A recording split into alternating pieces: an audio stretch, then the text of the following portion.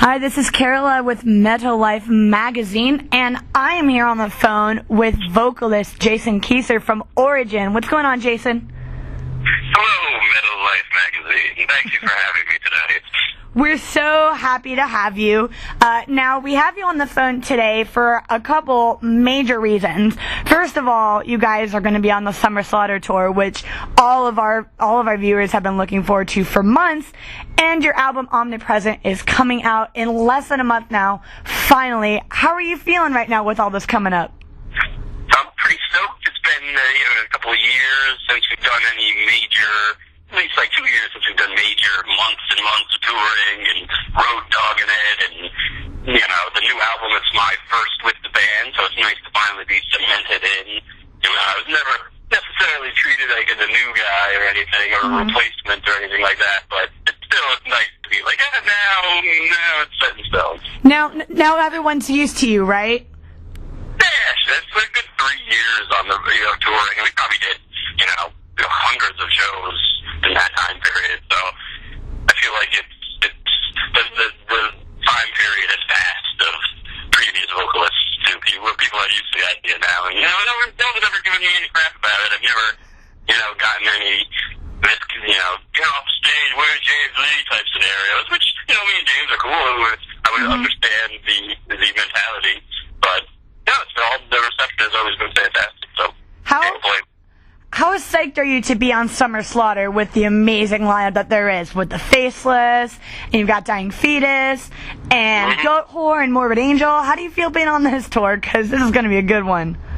Obviously, it's one of the best lineups they've had. I think, last year was a different crowd, music-oriented, and I think that, with the Dillinger State playing, headlining, and some of the more, whatever you would call them, bands. And, I feel that now they must have either gotten some pressure, maybe they flip-flopped their back. This is the most straightforward, total death metal, total extreme metal, Every night's going to be off the hook. But I think more than even, playing it, Origin personally, I think, are excited more to just be touring with all these bands that we already know, we're already friends with, we've already toured with.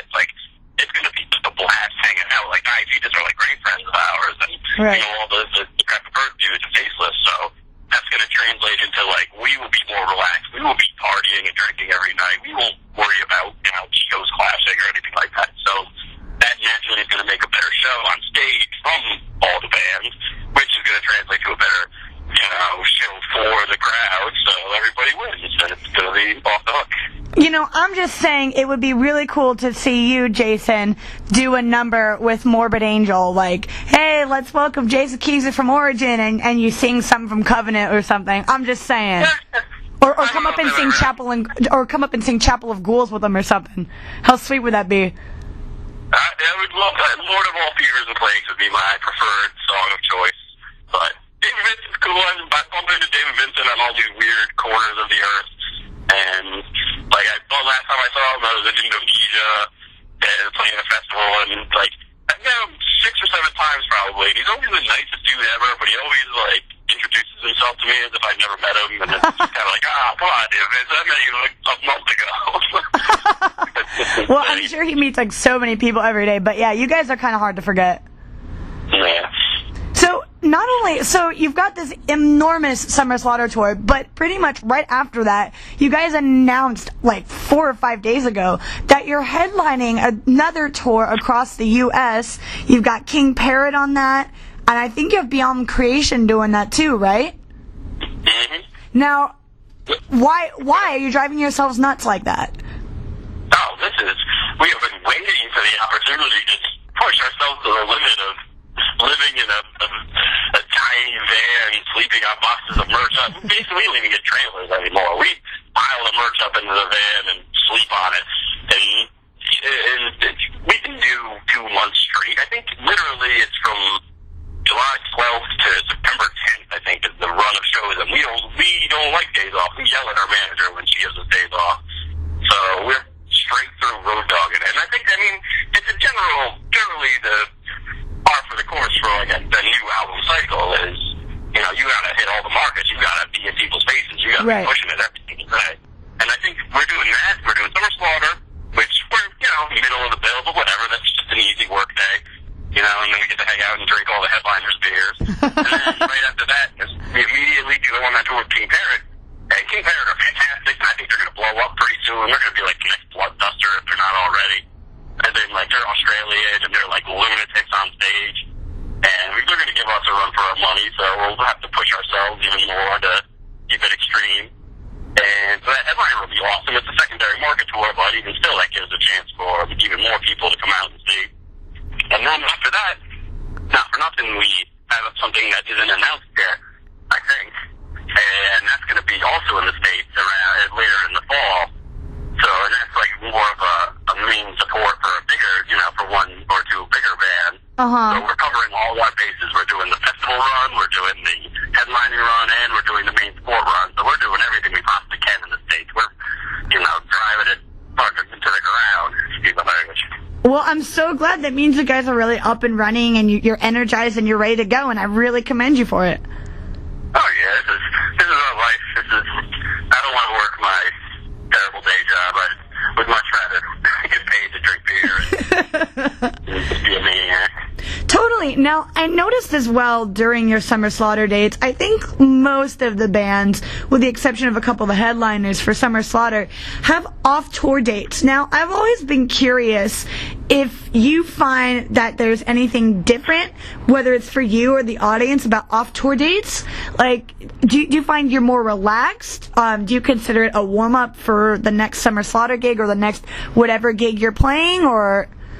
Is there a way, do you view off-tour dates differently than on-tour dates? We fight for the off. We want the off-tour dates. Those aren't something that are, forced on us. A day spent not playing a show is a day, spending money instead of making money. So we definitely want them. And especially in Summer Slaughter in particular, like I said, our set, we're in a massive band. So our set is, shorter than we'd like it to be, so... Once we do our off days, we can play for an hour. We can, it could be all about us. We can, be egomaniacs and like, we are here now, instead of being like, hi, can we get, our 1/10 of the beer hand out from the club, You are way too excited to be drinking so many beers, dude. It's awesome. I love tours. Like, the only time in life that it's socially acceptable to, start drinking at 7 in the morning and just wake up and immediately, start drinking. This may be me admitting that I have a problem, but it's a good time. If I don't make it, 2 months straight is pretty bad. If I don't make it out alive, you heard it here first on your show that I prophesied my own drinking to death. That's awesome. Well, dude, but between you graduating from college and then you're about to go on all these tours, I think you deserve and need that beer. Yeah, sure. And when I'm home, too, why not? I'll just never stop. No big deal. Yeah, no big deal, right? Speaking of your degree, first of all, congratulations. Hey, thanks. And I'm a little curious about what inspired you to go ahead and get this degree now, as opposed to when you were younger. What kind of things led you to wanting to go back and get your degree? Obviously it's never a bad thing to continue your education in any way. So I had an opportunity came to me where I actually had a complete, a full scholarship to a pretty quality university in New York.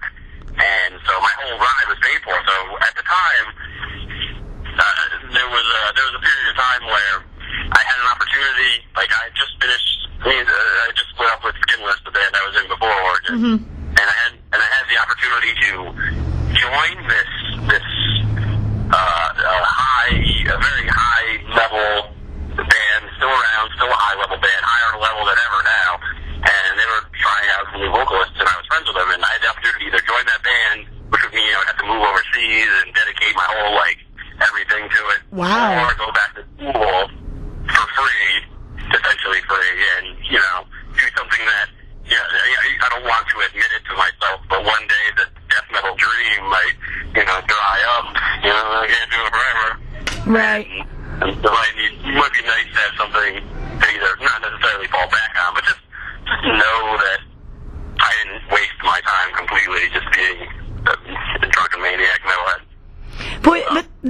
had to be a really tough choice for you, no? I mean, it was, but I feel like I don't regret it in any way, shape, or form. What I gained through going back to school was, immeasurable. Like I said, I lived overseas for a year in India and East Africa, and it was just a ridiculous experience. So, I'd never look back on it as if I joined that other band, I'm not going to name them, but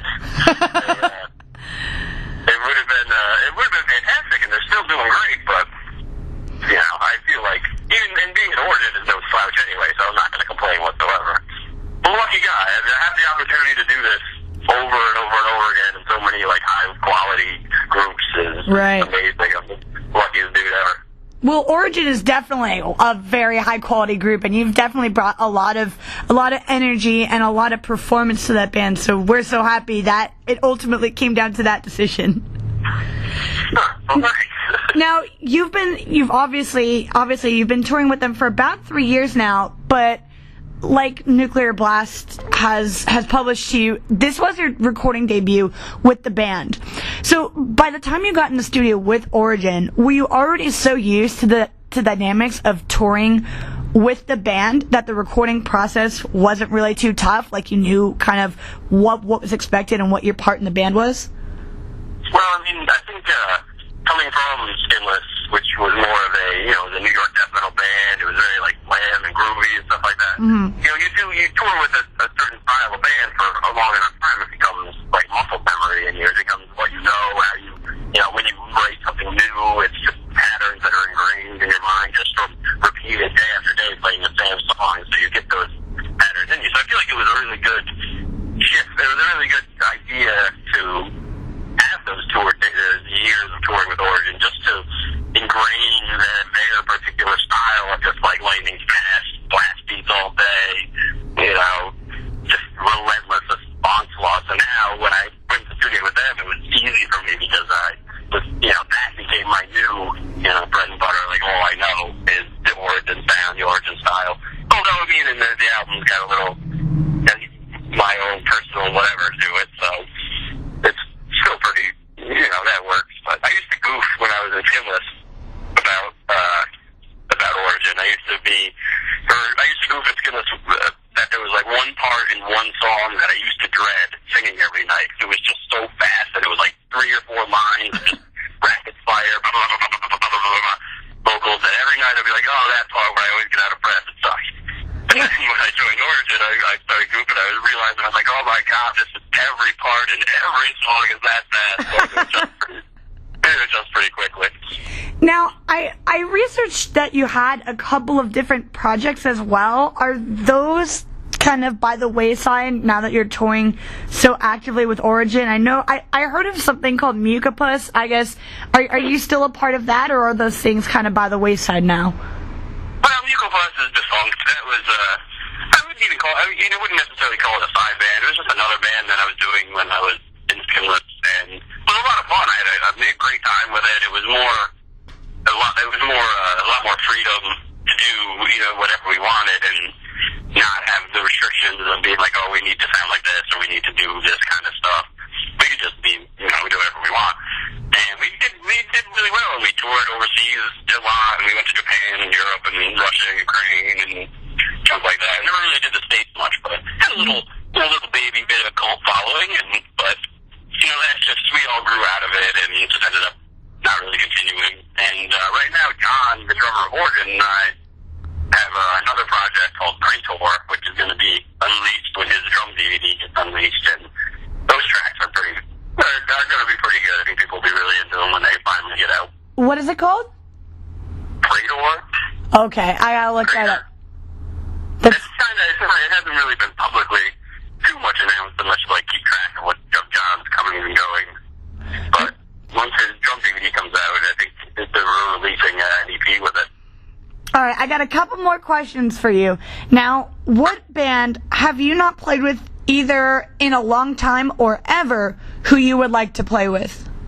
Ooh. Yeah, I always say I've reached a point in my career where I'm just I've played with, I know every band I ever grew up with loving and looking up to, and it's